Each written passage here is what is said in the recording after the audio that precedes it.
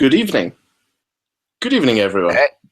This is the Cool Smartphone Podcast Special Edition for the week of October 19th, 2015.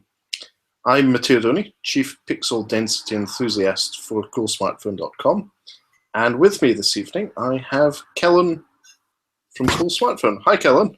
Hey guys, how you doing? Good, thanks. How are you? Oh yeah, a crazy week, so I'm glad it's over. So on Monday we had some insanity. We topped that off with craziness on Tuesday, and we went back wing crazy Wednesday and Thursday. So today, something nice and simple. We'll try a video podcast, which of course we've done so often. And yeah, this is us right now. Excellent. So, as the description currently says of this episode, we're making it up as we go along. We have no idea what's happening. And this evening we wanted to get together and talk about networks. It's something we alluded to in the last podcast with John. We wanted to talk about networks and clarify a few of the acronyms, terms, and technologies behind something that we in the industry are often comfortable with, but to newcomers may be a bit of a surprise, something a bit of a dark art.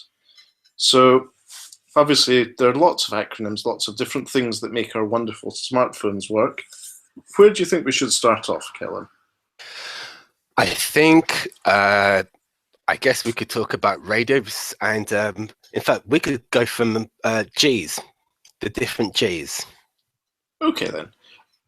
I take it you're referring to the generations of mobile networks. So we won't start all the way from Marconi and radio waves, even though that has quite a bearing on what we're going to chat about. But we're talking about what is referred to as 2G or GPRS, 3G or UMTS, 3.5G, which is HSPA, and all the way up to 4G. What about 3.75G, if you're really going to go there? Yes. And then 3.9G, which is even more stupid. I'll wait till 4.1. But let's start off on why we call these different generations. So, why do we never talk about first generation networks? Or do people seldom do that? So, some people may remember the days when mobile phones couldn't send text messages, when cellular networks were based on a technology called TAX, which was an analog phone call service. And essentially your phone was a giant walkie-talkie that spoke to massive repeaters. And that's in cellular connectivity infancy, thanks to Motorola. That's what was the standard and the base technology that kicked everything off. Obviously, this was a very power-intensive system. The phones required big, heavy batteries and were often more suited to cars. Kellen, do you remember those days? I was a young nipper scrapper, or whatever they call Rippersnapper. Rippersnapper. Yes. What I remember? I do remember my father had an Ericsson, which couldn't do text messages, but was amazing because it was tiny. How about you? I remember watching the phones. I remember watching Greed is Good from the original Wall Street, right? That was, you're walking around with on the beach with a handset that you could probably get yourself a little bit fitter by doing some type of sports exercise with. The battery couldn't last more than 2 hours, I reckon, because battery technology was in its infancy. They were probably using car batteries. And the phones really were the cradles of handsets. That was the origin. Yeah, so essentially Gordon Gekko style phones, that was 1G, or the first generation of mobile technology. It was great because it enabled slightly faster, better phone communication, and it was all about calls. At the end of the day, technologies and comms are all about increasing the frequency, affordability of communication, and this was the first step. So as Kellen mentioned, Wall Street, a lot of the people who benefited from the technology and wouldn't spare much expense in getting it were people like traders, emergency services, companies that could outlay large amounts of cash for the benefit of this being able to be connected to people via phone anywhere and everywhere, even out and about or in their cars. So that's essentially first generation, also known as TACS. And Motorola was at the forefront of this. Arguably, they invented the standards. Didn't Ericsson have quite a lot to do with it as well? They did indeed. So Ericsson, a Swedish company, that we all remember with great fondness, were also involved in it.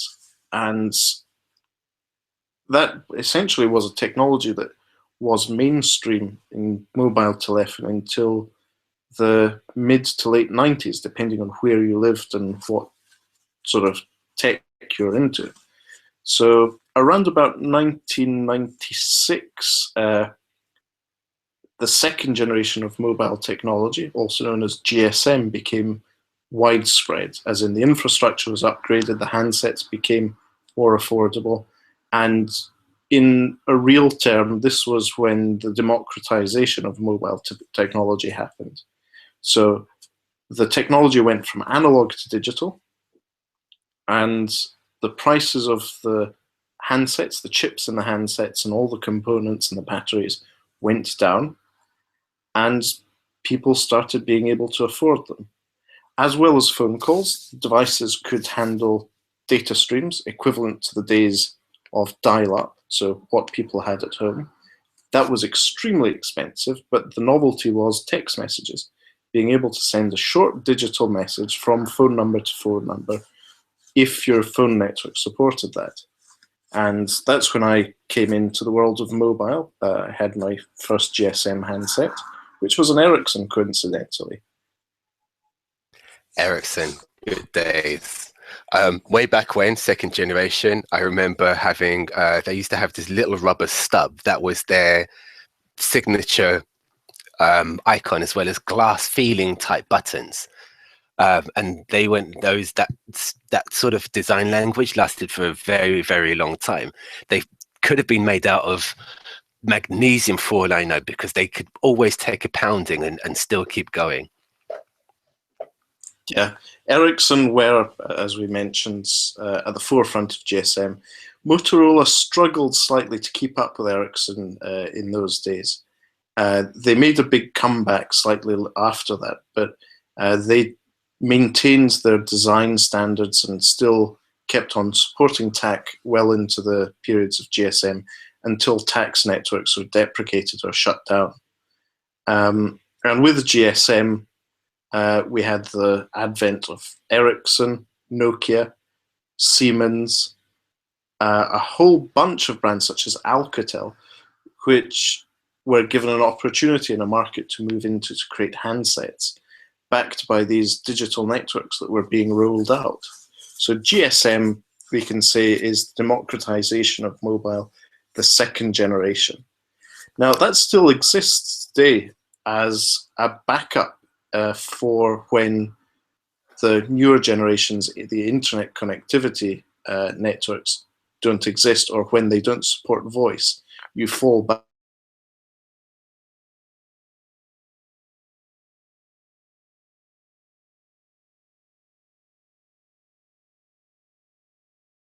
to it. Kellen's gone silent. No, it turned out you froze for a good little while, so the wonders of miracles of modern technology. Oh dear. But I'm back. Excellent. So sorry, you're about to say something there? So the interesting thing was, although we had this GSM, which by the way originally stood for Groupe Spécial Mobile, I'm guessing French, it now stands for Global System for Mobile Telecommunications, which as it sounds is global. Almost. Yes.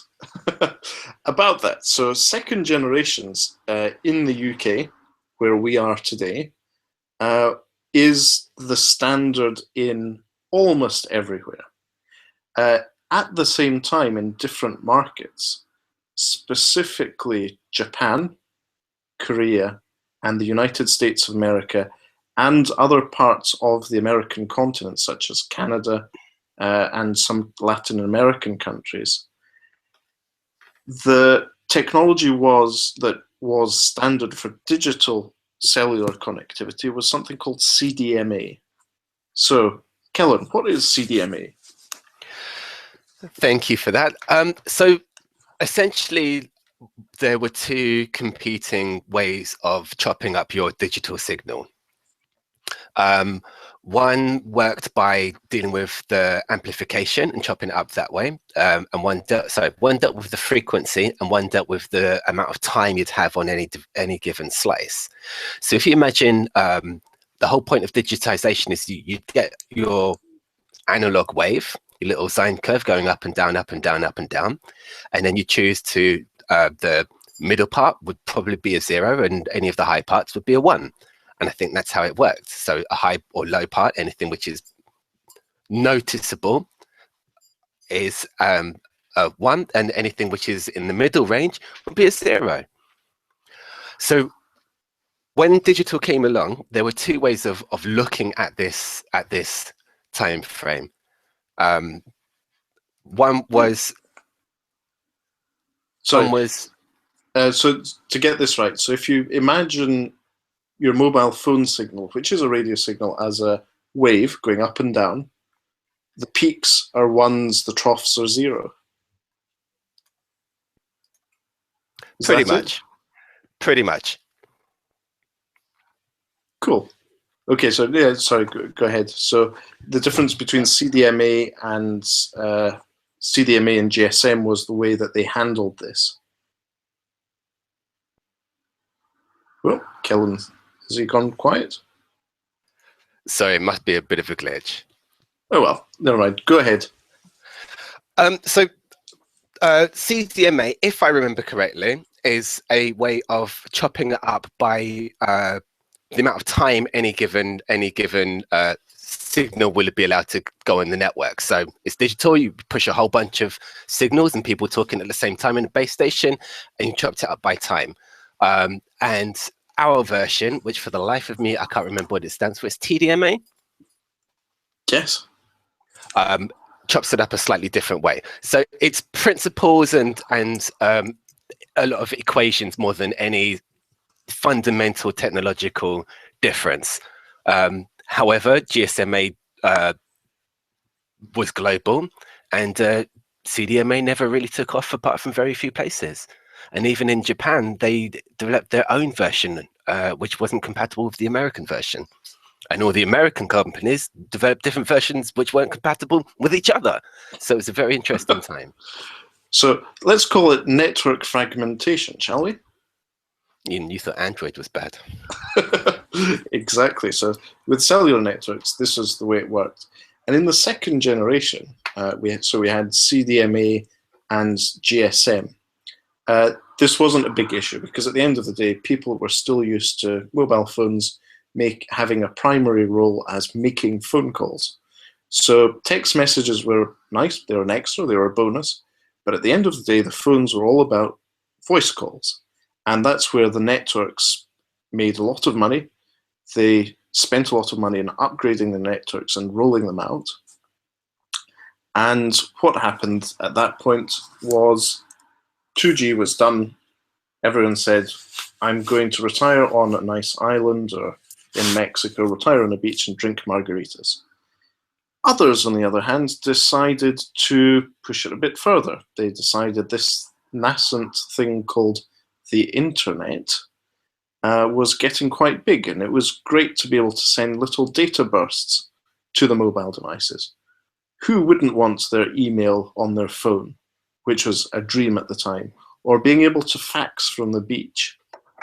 So 3G networks came along, and at the time, this was about 98 to 2000, everyone thought that this internet thing was the bee's knees, and that the governments who owned the spectrum, the radio waves these networks operated on, started doing some pretty impressive stuff to raise a lot of cash on some slightly hollow promises. So I'll let you take over from here, Kellen. Tell us what happened. So the launch of 3G, when 3G came along, there was the promise of being able to do a lot more with your mobile, with your digital.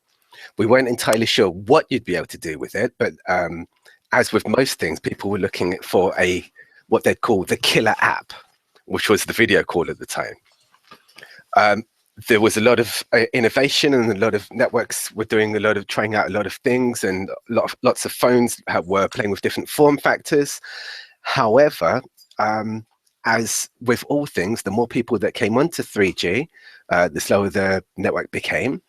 And there was issues with this video call wouldn't talk to that video call because manufacturers wanted to have their own systems in place. So all of a sudden we had 3G issues. And even then, video calling didn't take up. One of the reasons is the nature of 3G. Although it's not just putting more power through the same radio networks, it did work in a slightly different way. One of the benefits is you were able to get triangulation and location things going on. One of the drawbacks of that is for triangulation, you need at least 2 masts. So you wouldn't get out of signal, and 3 masts work better, but the radio power started draining the battery even more. So if you can imagine, we wanted more. We wanted the bigger screens, drains the battery, we now know that. We wanted the color, it drains the battery, we now know that. We wanted to do video calling, which is a lot more data, a lot more bandwidth, a lot more than just the really efficient voice codecs. Drains the battery, we now know that. So all of a sudden we've gone from phones which could last for ages and ages and ages back And into tiny. And with small and then big and then small, to really big phones which didn't last as long as the tiny phones of the Nokia 8210s of the world. It's a little bit amusing because now we're on 4G, the same thing is happening again. We're getting this great big huge tablets and the battery doesn't last, and we're complaining about talk time. However, along with the one killer app which didn't come, came a lot of different apps. The ubiquity of the internet means doing stuff on your mobile more than just talking and texting became a real possibility. It turned out there wasn't any killer app. The killer app was the ability to do everything else. So the internet. The internet. I still remember, even before the days of 3G, cat pictures were a thing on phones, on grayscale screens. So they knew it was coming. The technology just wasn't ready. I don't know how Nokia managed it and Ericsson managed it, but you could get emoji even back then. Yes, there were grayscale picture messages sent in numeric encoding. They were beautiful. You know what I miss about 2G and the keypads? If you, back in the day, you would never have a contact address book full of hundreds and hundreds of numbers. You'd only have, at maximum, maybe 50 people. Some of the phones allowed you to assign a number to them. So you could literally go number 35, and if you knew who number 35 was, you had a shortcut in being able to call them. I've just realized that now. For all the benefits we've got, and trying to say, okay Google, okay Google, okay Google, okay Siri, okay Siri, okay Cortana, just dialing 35 call was even quicker. Yes, let's not forget, these were the days when you could save your whole phone book to your SIM card. And when you got a new phone, you could take the SIM card out of your phone, not a memory card, the actual SIM card that allows you to connect to the network, put it into a new phone, and there you had your whole phone book was synced from one phone to the other. And I remember this I was living in Italy at the time. The arms race, the marketing race between the phone networks, at the time it was Telecom Italia and with TIM and Omnitel, which later was acquired by Vodafone. They were in an arms race about how big the storage in the SIM card was. So you had, oh, this is just a 32K SIM card, as opposed to the other network who's offering me 64. But that network over there is really expensive because you get 128K SIM card. And that's the way it was. There was no such thing as micro SD cards or memory cards for phones, unless you had a portable computer. So that was a while back, and the main thing was a name, which was limited in characters, and a phone number. That was it. And then with 3G, the whole thing about memory and storage came along, and what you were doing. Oh dear, really bad roboting I'm hearing. Is that roboting? Okay, you seem to be back now. Androiding? Androidy indeed. But excellent. It's back. Good. So yes, those days of 2G were when you had your phone book on your thing. But then 3G came along. Let's not forget, the governments around the world had a big hand in maybe delaying the technology slightly, because they auctioned off the spectrum, so the radio waves that could be used for the 3G networks, at insanely high prices. And the networks believed this video calling thing was a thing and paid for them. But it never really paid off in the short term everyone was expecting it to. It was something that took a lot longer than expected, and a lot of investments went either south or had to extend their investment horizon and took a lot longer to pay back. So it was an interesting time. A few companies and networks came and went during that time, a lot of rebranding and takeovers. I mentioned earlier Vodafone and Omnitel. That was in Italy. In the UK, we had networks like 1-to-1, which was then acquired by T-Mobile. Do you remember those days, Kellen? Before 1-to-1, it was something else. Hutchison 1-to-1. Was it Hutchison? Something, yeah. And then it became 1-to-1, and then it became T-Mobile. Right. Okay. I went back. I mean, I had one of there were 3 tariffs once upon a time. There's a bronze, silver, and gold. And before that, I think there was a personal tariff and a business tariff. And before that, they were good days.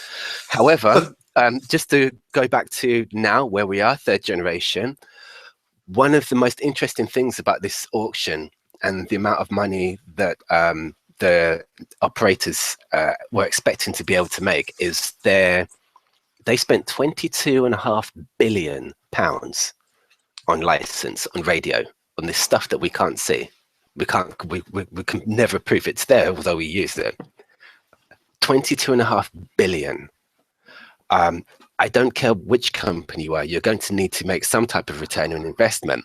So you started to see multiple tariffs come in. You started to see them trying to make money back however they could, which meant that this ubiquitous data, the dream of ubiquitous data, they had to charge for it because it was it was expensive. It's a far cry from today, but 22.5 billion is quite a lot of money. It was indeed. Even with inflation factored in, that's still a lot of money. So yeah, 3G came along. It was very slow in its uptake. It was relatively expensive for consumers. Again, it was tended to be businesses that had critical need of the internet that invested in the consumer side of it as a business. But the networks, apart from a few of them, took their time, and it took a while. And data rates for consumers were extremely high, even on 3G networks. And right at the beginning, if I remember, that you didn't have data on your phone. What you had was the ability to use it as a modem somehow. So you'd have cards, these little cards which fitted into the old wider slots you'd have in your laptop. They're dead nowadays, but I think they were called Express Card 54. PCIe laptop cards? PCMCIA cards, yes. PCMCIA cards were first, and then PCIe cards, and slowly but slowly it got to the level where, as technology matured, laptops got smaller. You could plug it into your USB slot, and even that disappeared, and we have MiFi units, which are essentially Wi-Fi on a stick. Yes, so 3G brought around this whole mobile computing and internet on the go. It took almost a decade for it to become, I'd say the majority of the consumer market to become comfortable with it. And just as that was happening, in 2007, a company well known for its fruity logo launched a phone which kick-started the 3G 3G smartphone revolution for consumers, despite not having a 3G radio. So that was Apple. In 2007, Steve Jobs went on stage and demonstrated a smartphone which didn't have a keyboard, which was very confusing to everyone at the time. But it was a 2G device. It took them till their second generation phone to have 3G, ironically. But at the time, in 2007, it was commonplace to have a BlackBerry, not necessarily a 3G one, but a BlackBerry with a keyboard that specialized in text email, or a smartphone based on Windows Mobile, or on Palm's OS with the Trios. Those were the days. Trios and Pixies and Palm Pres and whatnot. However, if I remember correctly, the Trios were still Windows Mobile for a good long time. And then they split and you had the ability to have one of the Palm devices with either Windows or their own Palm OS. Yes, but either or, they were clunky, extremely functional, but limited, and it took quite a learning curve to use them. I remember actually being first in China and then in California during the summer of 2007 with a device which was a Nokia E61. It was marvelous. It was 3G, which means it handled UMTS. I could use it in China. I could use it in the US, as well as the UK. It didn't even have a camera on the back of it. It had a nice big QWERTY keyboard, nice landscape screen, which I believe was a 240 by 320 resolution screen, and the battery lasted me about 3 days. And yes, that was 3G pre-iPhone. And what happened next, Kellen? So I think we're moving on to 3.5G, which is only of relevance to people who like geeking out and would listen to podcasts about network connectivity. We all wanted the promise of better 3G. There was a limit to how fast this 3G could go. And I think if I remember correctly, it was 394 kilobits on the original 3G. So though there was faster, it really didn't match the sort of speeds we're seeing these days. 3.5G came along. First of all was called HSDPA. And it worked a bit like broadband. In fact, it still does. With most broadband, you get faster download speeds than you get upload speeds. So high-speed download packet access. At some point, they contracted it because what they realized is that people wanted their stuff to come to them. So the download part was important. We've contracted it, the terminology these days, to just explain that it's the access we want. So high speed packet access, HSPA. Yes, and so I believe there were some networks that were selling themselves as HSUPA. Am I correct? For connections or networks that were providing a faster upload speed. Correct. So yes, that was essentially abbreviated to HSPA, and then HSPA plus. Was that the 3.75G you're referring to? Absolutely, and I think by that time we were seeing speeds or potential speeds of something like 33 megabytes download quite easily.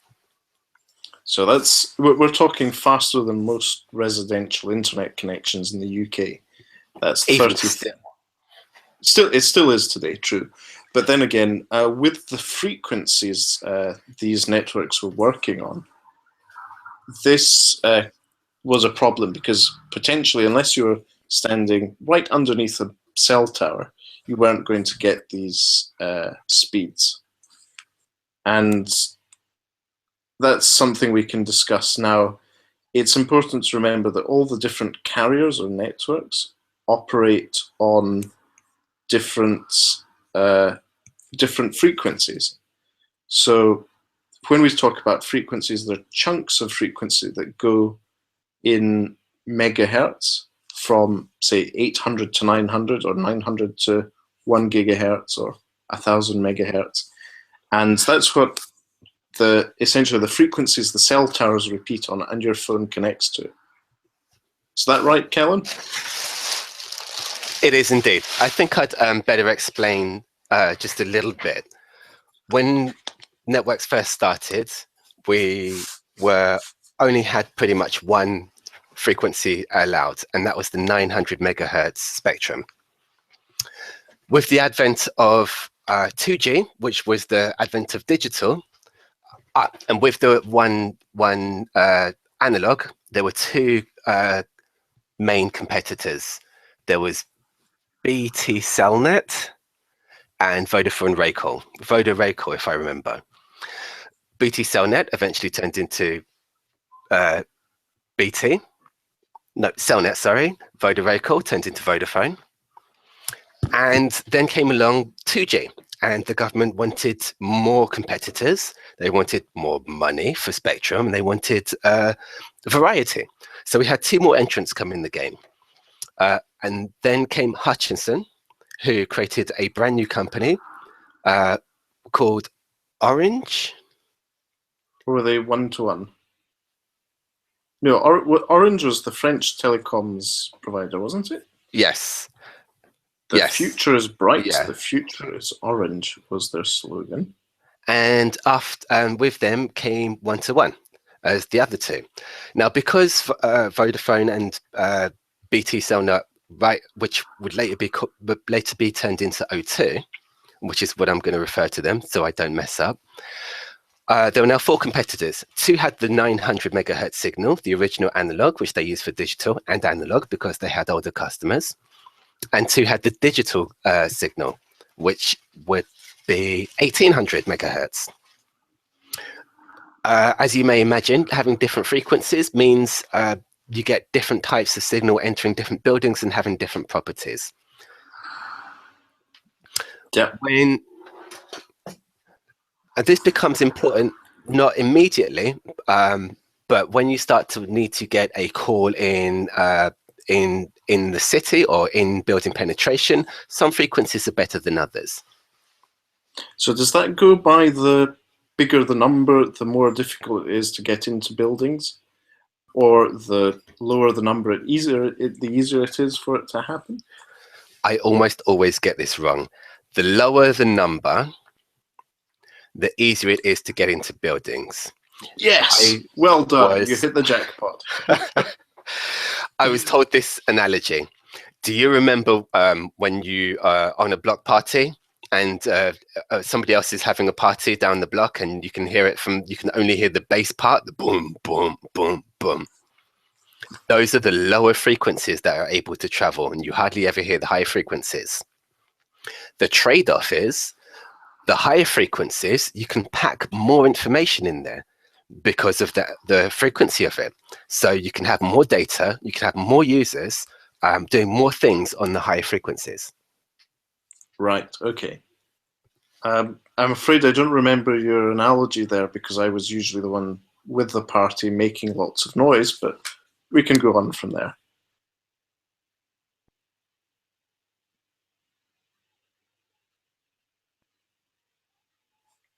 This is going quiet. Good days indeed. Yes, those were the days.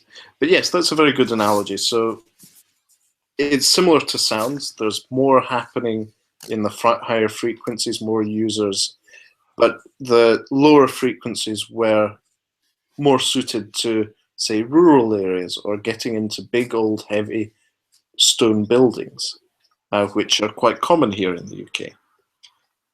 They could travel further. Yeah. So let's start off with 4G. So 3G, 3.5G, 3.7G all worked on the same frequencies. The technology was an improvement and an iteration on 2G, but it was still a digital signal. And then the whole talk of 4G came along. And 4G was something that places like the US had been experimenting with for with a while in their markets. There are very different fundamental technologies such as WiMAX and LTE. And some people are just rebranding what we would just describe as 3.5G or 3.75G as 4G, even though it wasn't really 4G because it was a 3.5G technology. However, the biggest reason, as you said before, was branding, marketing. Every time they introduced a new technology, in order to be a step ahead of their competitors, one of them said, well, we know 4G's coming. You pretty much have the same speeds as you will when you have this alleged true 4G. So we'll call whatever we have now 4G. That actually turned out to be what we call 3.9G. Right. Yes, that was the whole clever marketing thing.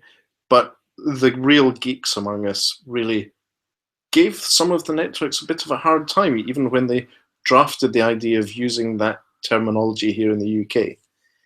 And we come to a few years ago when there was the 4G first auction of spectrum and agreements on who could and who couldn't run 4G, and 4G in the UK. So 4G in the UK runs on some of the same frequencies as 2G and 3G did, but there's a key addition to that, which required another big infrastructure change in the country.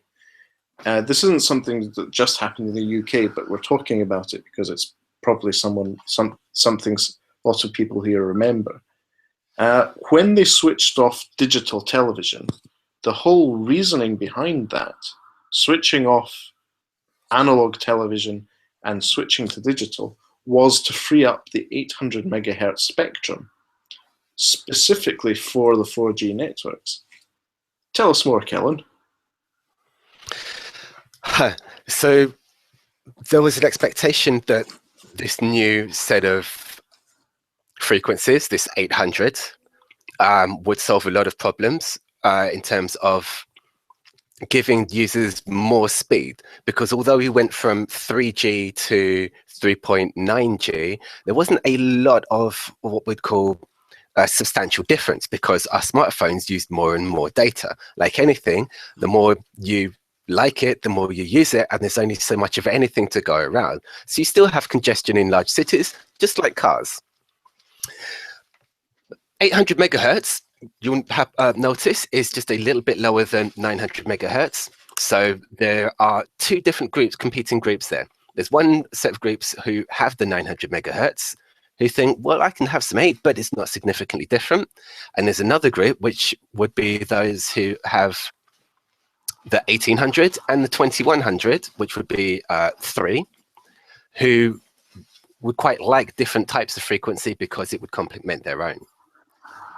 Right. By this time, most of the networks, because they'd been EE had amalgamated with, or had been the amalgamation of Orange and T-Mobile, because Vodafone and O2 have been around from first generation, second generation, and third generation. There's a lot of different frequencies running up and down everywhere. So nobody had a pure anything. Nobody ran on one frequency. This 800 complemented pretty much everybody. The government also decided to sell off 2600 megahertz, which, as if you've been listening earlier when Matteo explained, the 2600 is the stuff that probably won't go in buildings. So it did make a lot of people ask, well, why would you want this 2600? Matteo, would you like to explain why 2600 was a good idea? 2600 was a good idea because essentially you can have on one mast, you can have a very, very high concentration of users, and the speeds all those users have is much, much higher. Now, because of the high frequency of those signals, it's very tough to get that through buildings. But if you think of scenarios such as a few 100,000 people at, say, an open air event, such as a stadium and events around that, think of potentially Edinburgh New Year or the New Year around the Thames in London. Very high population of people all making video calls, Instagramming, sending their tweets at the same time. The one mast will be able to handle more or less the equivalent of 4 to 8 masts of standard 3G technology. So that's one of the good things about the 2600 megahertz technology. That also opens up the door for future developments with what we now refer to as 5G. Smartphones have really changed the market and how we use our phones, how we connect to the internet. Some people in the younger generations tend to not use the internet at home as much. They're doing everything on mobile. But yes, the frequency thing's an important one to understand when you look at numbers when maybe buying a phone and importing it from another country, such as on AliExpress, which frequencies you need to use your network. But within those frequencies, there's also something they call bands. So which area within that frequency chunk is used by each network. Am I right, Callum? You are indeed.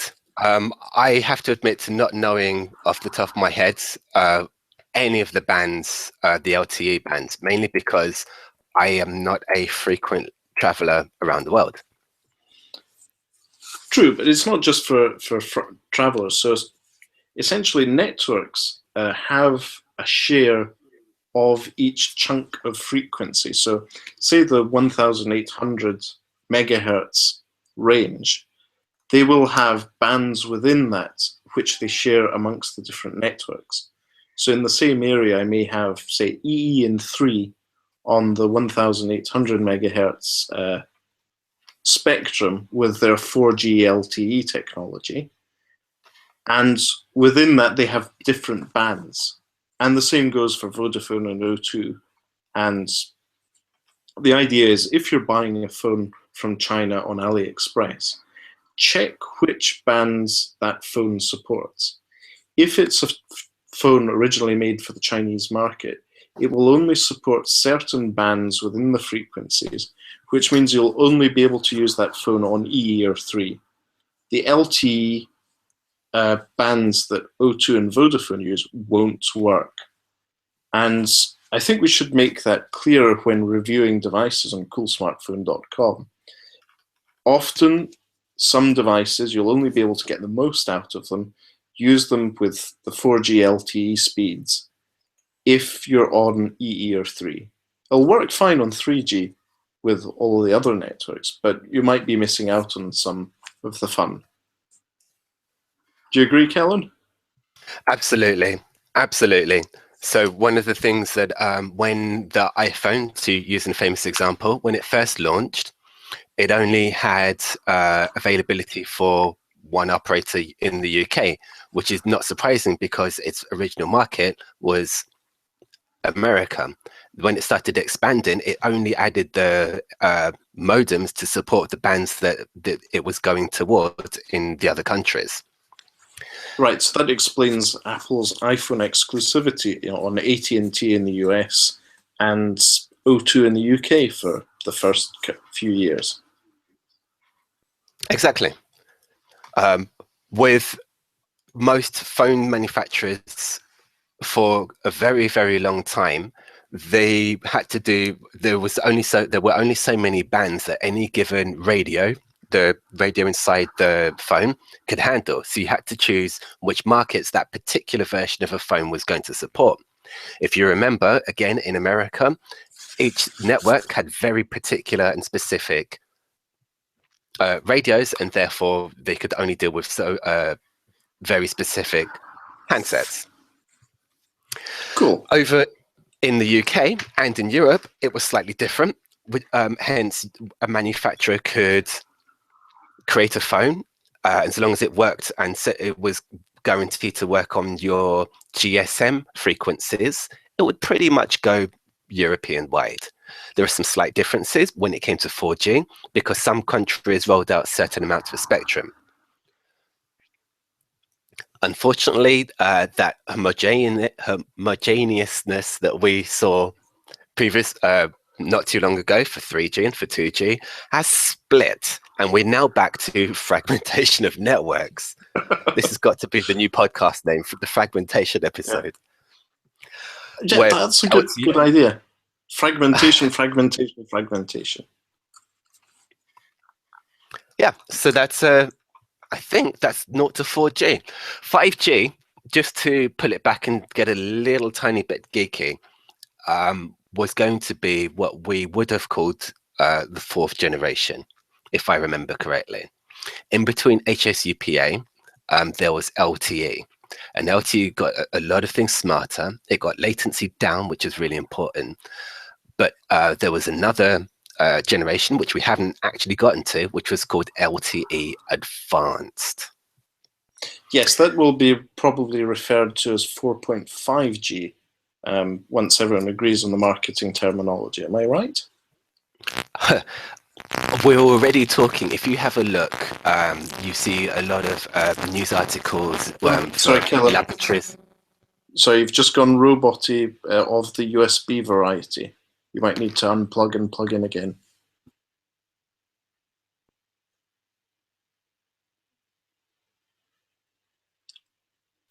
Let me know when I'm back. You're back, and you're not roboty in the USB type. That's always good news. Good, good. So you're saying LTE Advanced. Yeah, so this was an interesting proposition. Well, it will be an interesting proposition. Although that's the technical terminology, we're talking about a bunch of standards and technology that doesn't actually exist at the moment. So anybody who talks about 5G and the promises it can bring, there are no standards defined. We're still working it out as we go along. So essentially, we're back in the same situation we were with 4G and what happened in the US with WiMAX and LTE. WiMAX was essentially an implementation of Wi-Fi, essentially like Wi-Fi, but on a bigger scale. And LTE was a slightly more expensive and complicated setup that was slightly more reliable. So we're back in that situation. What's likely to happen is that as far as 5G is concerned, the people who make the masts and the technologies behind that and the networks will fight it out in a free market like the US. They will agree on a standard, and then it will be rolled out to the rest of the world.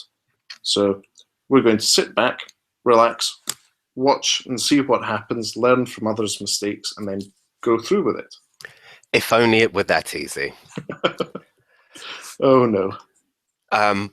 We're not sure. One of the things that happened for Britain, at the very least, is that the 3G frequencies that EE was using, they were allowed to effectively jumpstart working on using it for 4G. Oh, good. So essentially repurpose what they already had and turn it into 4G. It's just the frequencies, not the technology. The frequencies are not the technology. So we may have multiple frequencies, multiple different technologies. We may have multiple types of radio networks combining to make mobile better. So, for instance, we have Wi-Fi calling, which you can use your computer to dial. You've got your every network now has a Wi-Fi calling app. They're also working on extending that, so you can use your phone to now make a phone call. So your watch to make a phone call. You can use your computer to connect to your phone to make calls. So the nature of calls and what it means is now changing so dramatically. By the time 5G comes along, I'm not even sure we're going to recognize it. We'll all be recording podcasts on Hangouts on air by then. Am I right? Oh, naturally, because it works so well. It does. It's a wonderful tool. Thank you, Google. Hangouts on Air is a wonderful thing. This is our experiment episode of Hangouts on Air, recording the Cool Smartphone podcast. If you've just stumbled across this video on YouTube, don't worry. You can read more about it on coolsmartphone.com. Coolsmartphone.com. Cool Smartphone is where you can read the works of Lee Geary, Kellen, who is here on the show with me today, and my own writings. Kellen is our senior editor. I am the chief pixel density enthusiast, and we have a wonderful stable of writers who, how shall we put it, engage in rampant opinionism about smartphones and technology and break some pretty interesting news. We're not a newspaper. We may deliver facts, but the reason we do this is for the love of it. And if that doesn't show through by now, then you have been listening to something else and reading somebody else. We do this because we love what we do. Essentially, we're geeks at heart. Not only do we use the technology, we're interested in more or less how it works and love playing with new gadgets. I think you're damn right there, although it's been a long while since I've been having a new gadget. And I don't want to start on my Nexus obsession, so let's not go there today.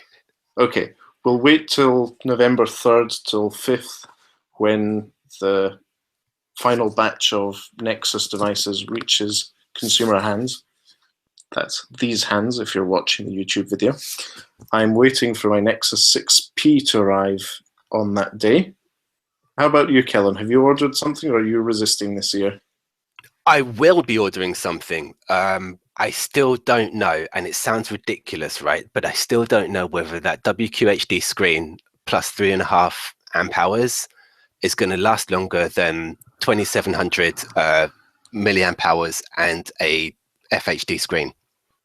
Until I can work it out, I'm not going to. It's all about the battery. They're very, very much of a muchness for me. Okay. Well, as chief pixel density enthusiast of coolsmartphone.com, I use Google Nexus 6 as my daily driver, specifically for the AMOLED WQHD screen, and the fact that there's an almost supply of tasteful Mocadile pleather and real leather backs for it on AliExpress.com. And I ordered the Nexus 6P. It increases the pixel density whilst keeping the resolution the same. What more could I desire?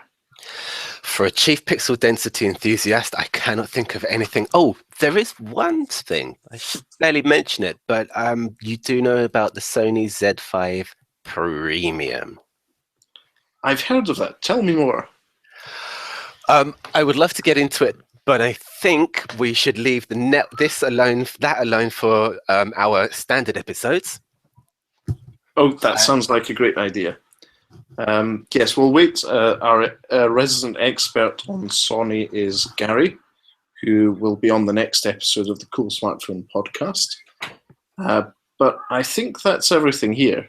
Feel free to add questions, rants, and compliments into the comment section. I think that's everything from us. So that's everything from Cool Chief Pixel Density Enthusiast at coolsmartphone.com. And Kellen? That's everything for me. Kalen, who's the right editor of the day. Excellent. And how can people follow you online, apart from reading your excellent articles on coolsmartphone.com? You can reach me on Kalen at coolsmartphone.com. You can reach me on Google+. You can reach me on Twitter using WeBanger5. In fact, if you just search for me on WeBanger5, you can pretty much hit me up anywhere. Excellent. And I'm Matteo Doni on Google+, and Todoleo on Twitter. Just do a search for Matteo Doni, and if you don't see articles from coolsmartphone.com, you're likely to find articles on my personal blog, matteodoni.com. So thanks very much for tuning in, everyone. We hope we haven't made you feel ill with all our opinionistic rant about networks and the history of the various Gs. And do you want to wrap this up, Kellen, or shall I? I think we should just say goodbye in one very amazing, inimitable, and in tribute to somebody who we used to read in a very long time ago, Paul. Yes, Paul. Paul. Thank you, Paul. Paul. Thanks very much, everyone. Bye-bye. Bye.